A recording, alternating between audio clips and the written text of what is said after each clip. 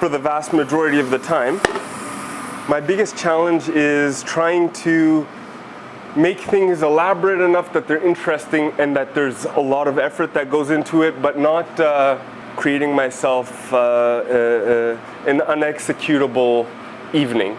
And that doesn't mean an unexecutable dish. That means when every dish has a high level of complication and you need to sit there and you need to think about it and you need to present it, and you have like 35, 40 people that have all ordered different things, you know, I need to be able to get through it. So I try to remind myself that I can only afford a certain level of complication in every last thing that I'm doing.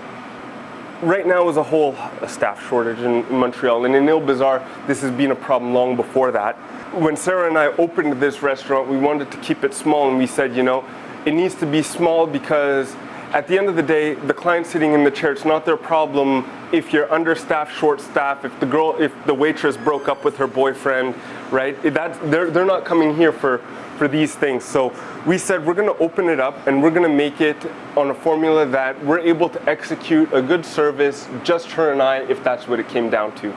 And you know, right now I'm working alone because I think that I am still entitled to standards, even if there are people out there to work, and that I shouldn't take somebody because they are applying. I should take somebody because they are willing and they want. My favorite thing to do before service, to hype myself up.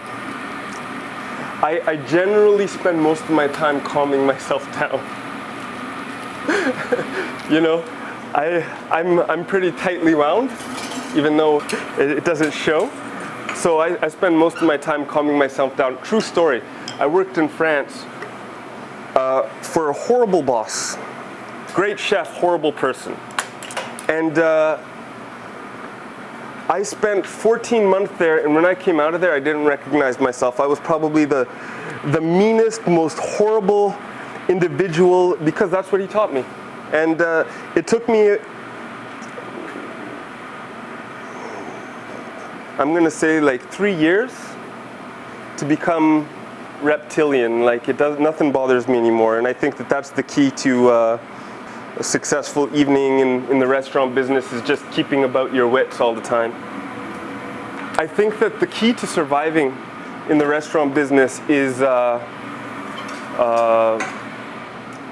aligning your expectations, because we're passionate, we have preconceived notions, we have these awesome ideas of what it's going to be. You know, maybe we think, you know, that it's all Downton Abbey and it's going to be white bow tie evenings that you're doing. The reality is like, I love what I do, and I have made every single thing, like I've ritualized everything, and I get as much out of washing my dishes and cleaning.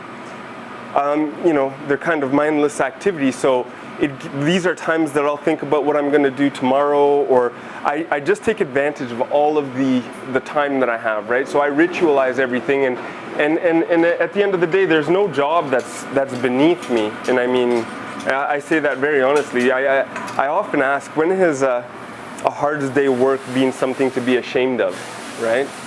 So you can't make that stuff up.